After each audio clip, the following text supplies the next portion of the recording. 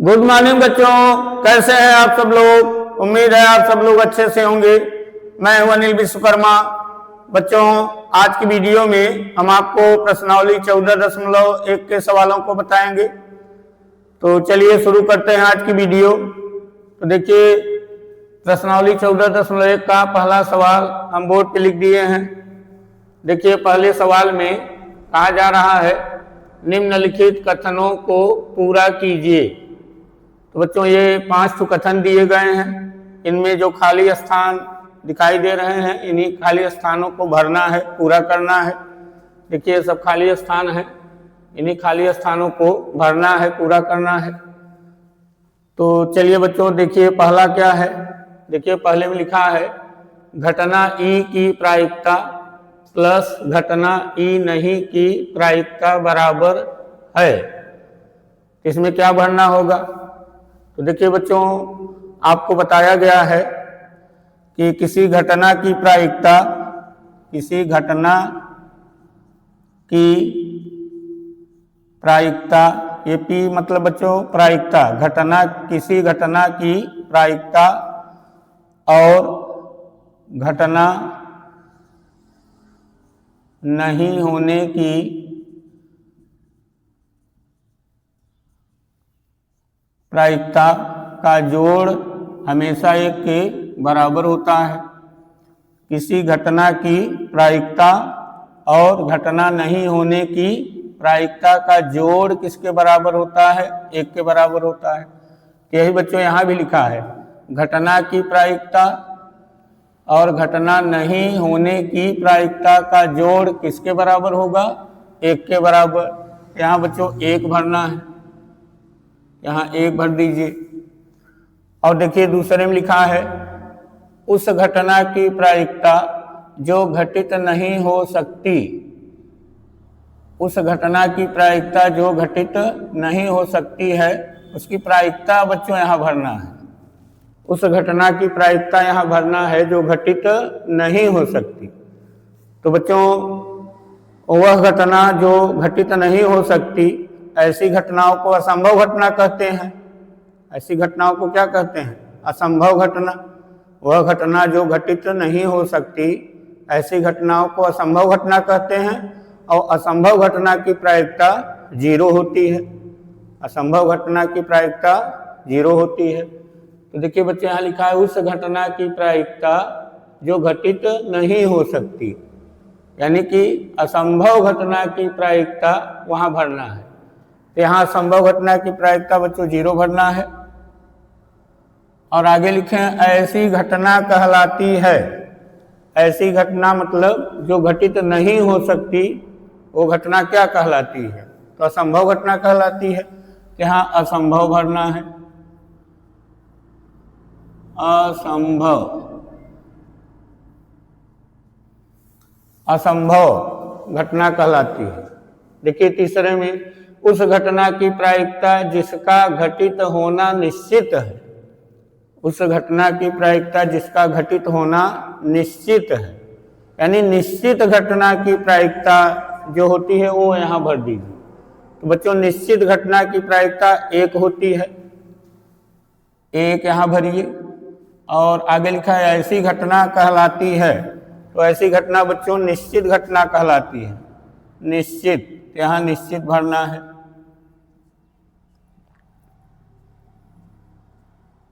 निश्चित भर दीजिए। देखिए चौथे में लिखा है किसी प्रयोग की सभी प्रारंभिक घटनाओं की प्रायिकताओं का जोड़ कितना होता है। तो बच्चों, किसी प्रयोग की सभी प्रारंभिक घटनाओं की प्रायिकताओं का जोड़ 1 के बराबर होता है। तो यहाँ 1 भरना है। अब देखिए 5वें में लिखा है किसी घटना की प्रायिकता, किसी घटना की प्रायिकता से बड़ी या उसके बराबर होती है तथा से छोटी या उसके बराबर होती है। तो देखिए बच्चों, ये आपको बताया गया है कि ये जो प्रायिकता होती है, प्रायिकता वो 0 से बड़ा होता है और 0 के बराबर भी होता है, और 1 के बराबर होता है और 1 से छोटा होता है। प्रायिकता जो होती है वो 0 से बड़ी होती है और 0 के बराबर भी होती है, और प्रायिकता 1 भी होती है और 1 से छोटी होती है। तो यहाँ क्या भरना होगा, किसी घटना की प्रायिकता 0 से बड़ी या उसके बराबर तथा 1 से छोटी या उसके बराबर होती है। यहाँ 0 भरा जाएगा, वहाँ 1 भरा जाएगा। तो ये बच्चों पहला सवाल, इसे आप लोग नोट कर लीजिए। तब दूसरा सवाल बताया जाए। तो चलिए इसे हम मिट दे रहे हैं।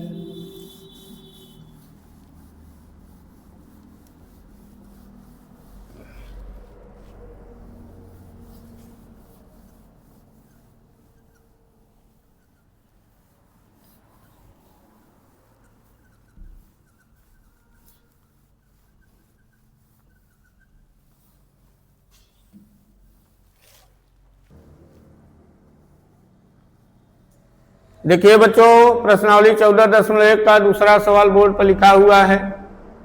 देखिए इस सवाल में कहा जा रहा है कि निम्नलिखित प्रयोगों में से किन किन प्रयोगों के परिणाम समप्रायिक हैं, किन किन प्रयोगों के परिणाम समप्रायिक हैं, स्पष्ट कीजिए।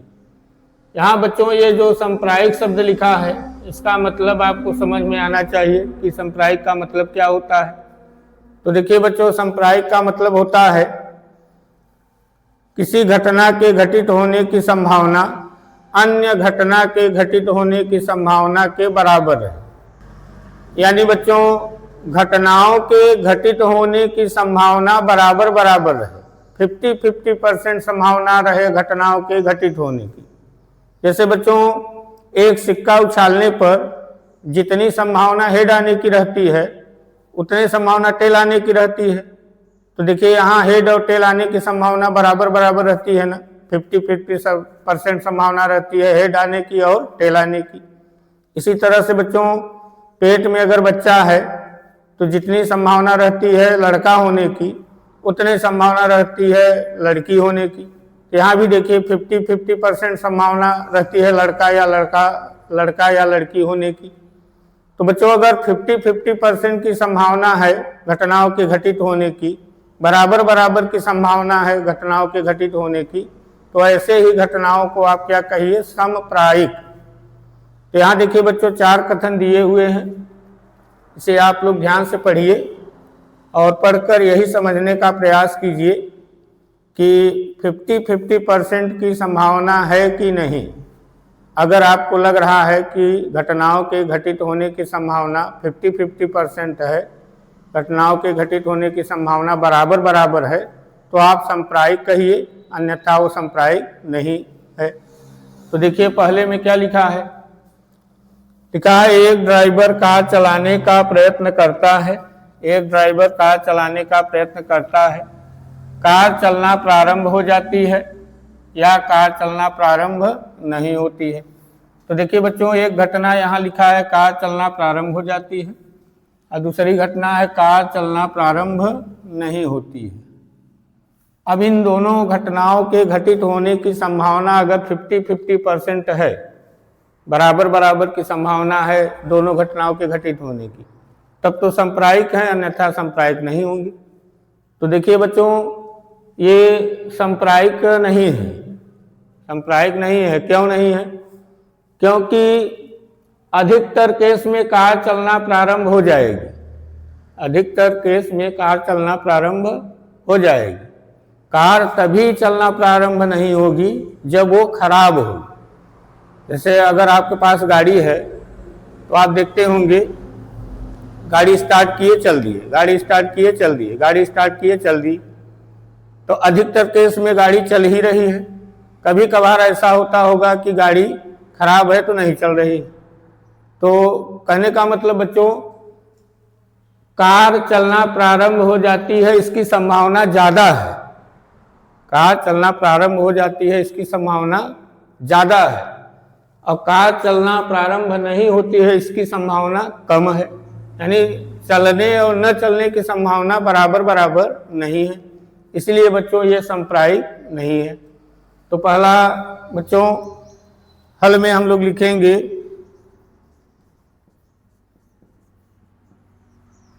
कि यह कथन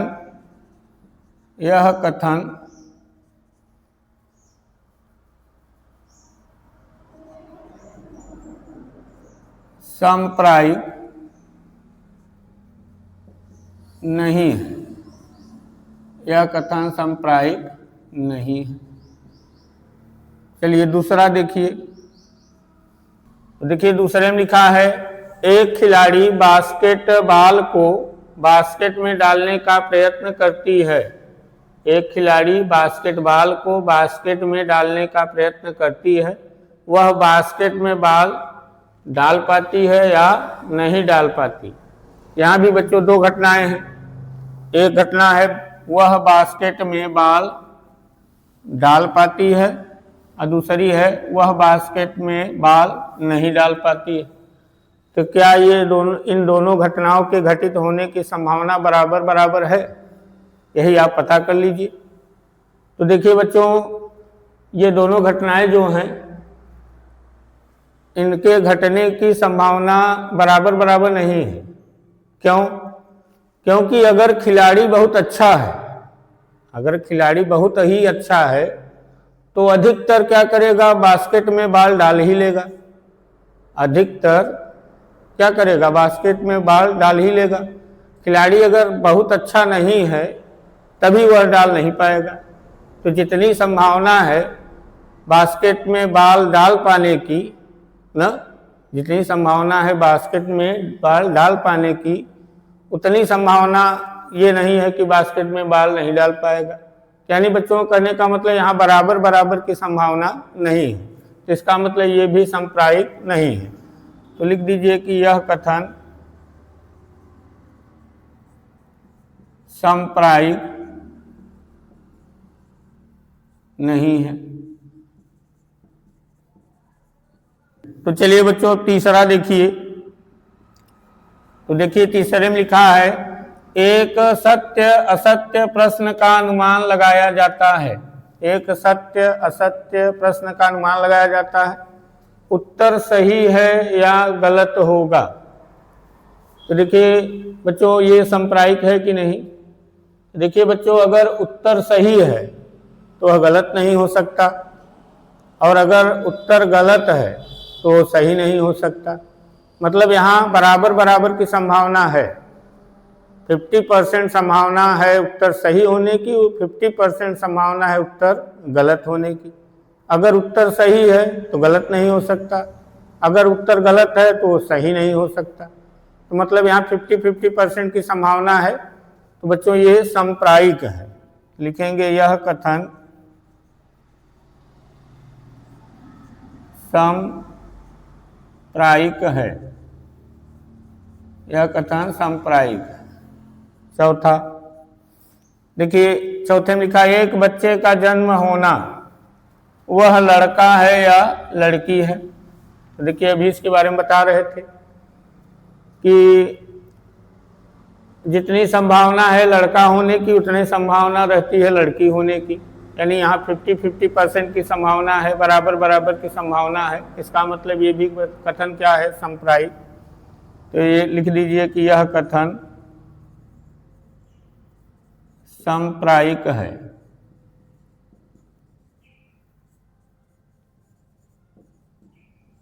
तो बच्चों पहला दूसरा सांप्रदायिक नहीं है, तीसरा और चौथा क्या है, सांप्रदायिक है। नोट कर लीजिए इसे आप लोग।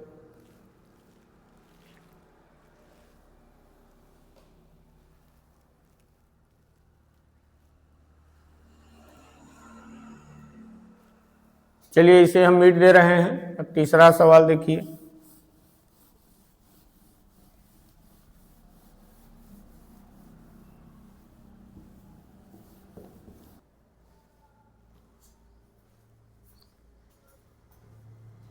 हाँ देखिए बच्चों, प्रश्नावली 14.1 का तीसरा सवाल बोर्ड पर लिखा हुआ है। लिखा है फुटबॉल के खेल को प्रारंभ करते समय यह निर्णय लेने के लिए कि कौन सी टीम पहले बॉल लेगी, इसके लिए सिक्का उछालना एक न्याय संगत विधि क्यों माना जाता है। यानी बच्चों इसमें पूछ रहे हैं कि सिक्का उछालना सही क्यों माना जाता है। आपने देखा होगा जब दो टीमों के बीच में क्रिकेट शुरू होता है तो उससे पहले सिक्का उछाला जाता है। तो सिक्का उछालना सही क्यों माना जाता है, इसी के बारे में पूछ रहे हैं। तो देखिए बच्चों, सिक्के का परिणाम जो होता है वो तरफा नहीं होता। सिक्का किसी के साथ बेईमानी नहीं करता है, सिक्का किसी के साथ पक्षपात नहीं करता है। क्यों? क्योंकि जितनी संभावना हेड आने की रहती है उतनी संभावना टेल आने की रहती है। यानी हेड और टेल आने की संभावना बराबर बराबर रहती है। 50-50% संभावना रहती है हेड और टेल आने की। इसलिए बच्चों सिक्के को उछालना सही माना जाता है। इसका उत्तर क्या लिख दिया जाए? सिक्का उछालना एक न्याय संगत विधि इसलिए माना जाता है क्योंकि सिक्का किसी के साथ पक्षपात नहीं करता, सिक्के का परिणाम एक तरफा नहीं होता। यही सब लिख दिया जाए। कि यहाँ हम लिख दे रहे हैं हल में, सिक्का उछालना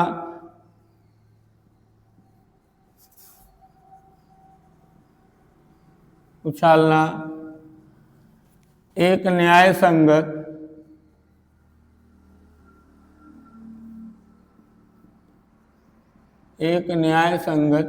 विधि इसलिए माना जाता है क्योंकि सिक्के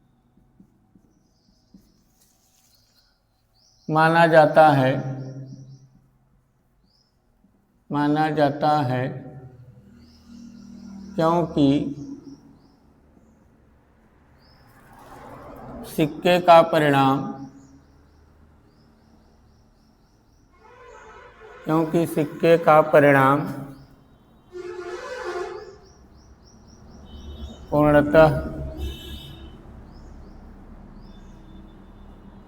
पूर्णतः एक तरफा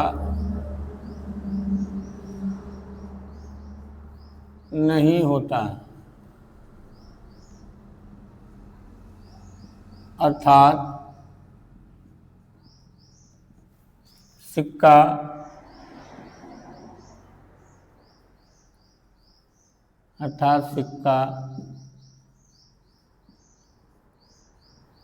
किसी भी टीम के साथ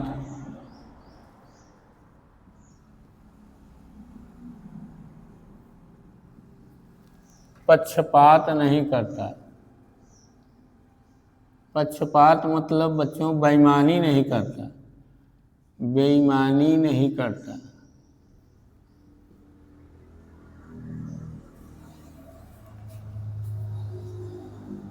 नहीं करता है। तो सिक्का उछालना एक न्याय संगत विधि इसलिए माना जाता है क्योंकि सिक्के का परिणाम पूर्णतः एक तरफा नहीं होता, अर्थात सिक्का किसी भी टीम के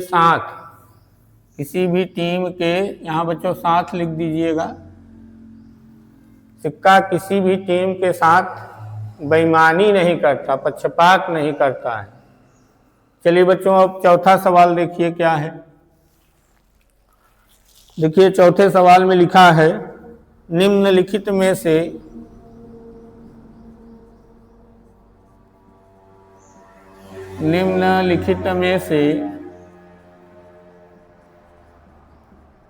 से कौन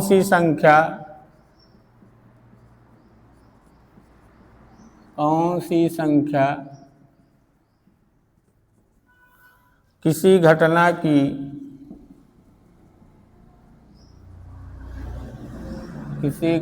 की प्रायिकता नहीं हो सकती।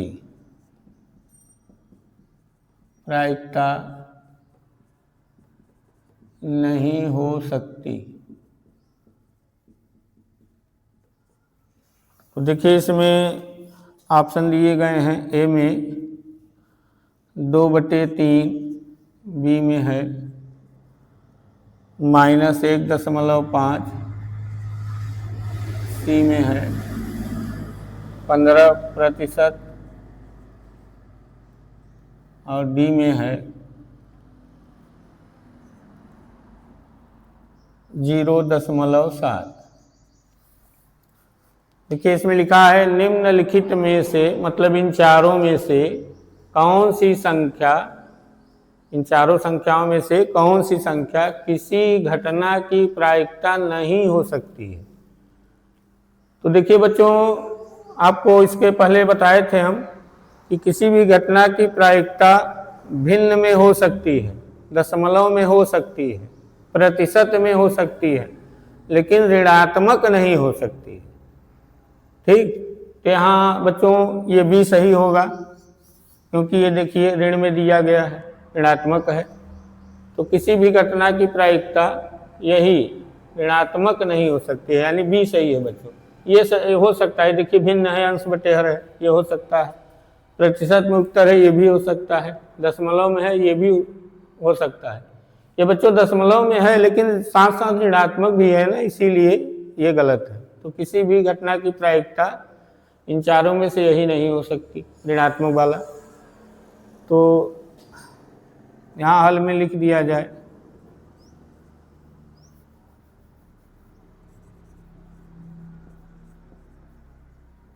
हम जानते हैं कि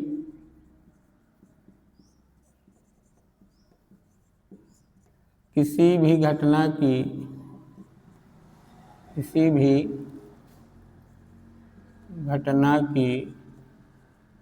प्रायिकता ऋणात्मक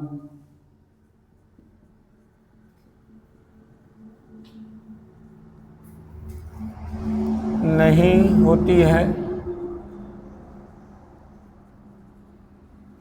अतः नीचे लिख दीजिए, अतः विकल्प बी सही है।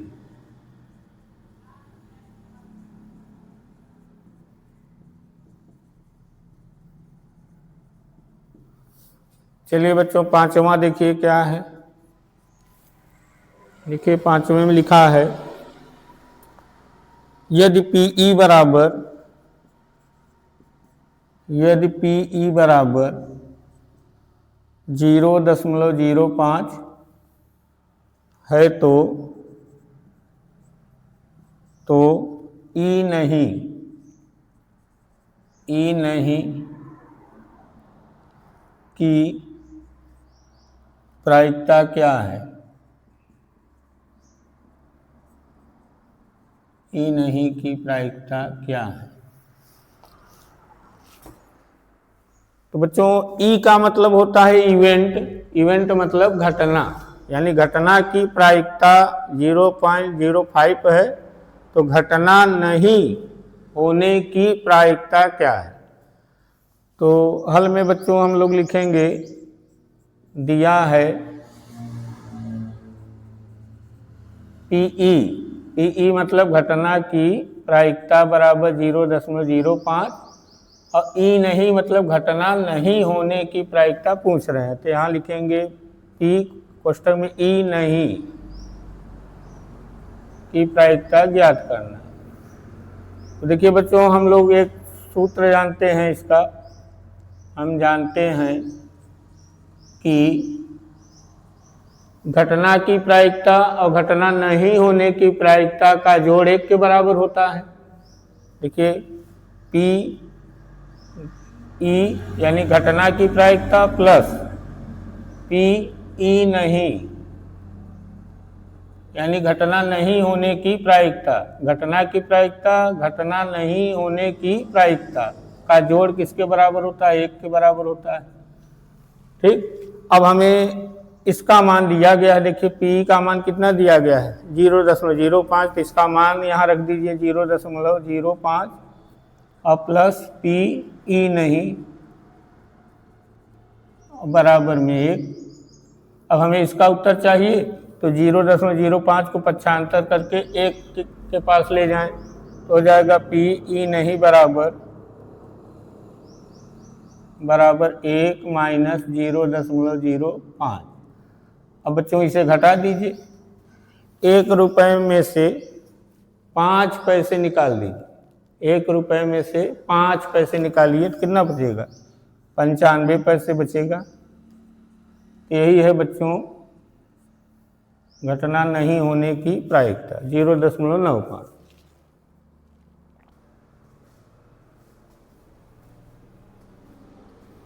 तो बच्चों आज की वीडियो यहीं तक। अगर ये वीडियो आपको पसंद आई हो तो वीडियो को लाइक कीजिए, शेयर कीजिए और हमारे चैनल को सब्सक्राइब भी कीजिए।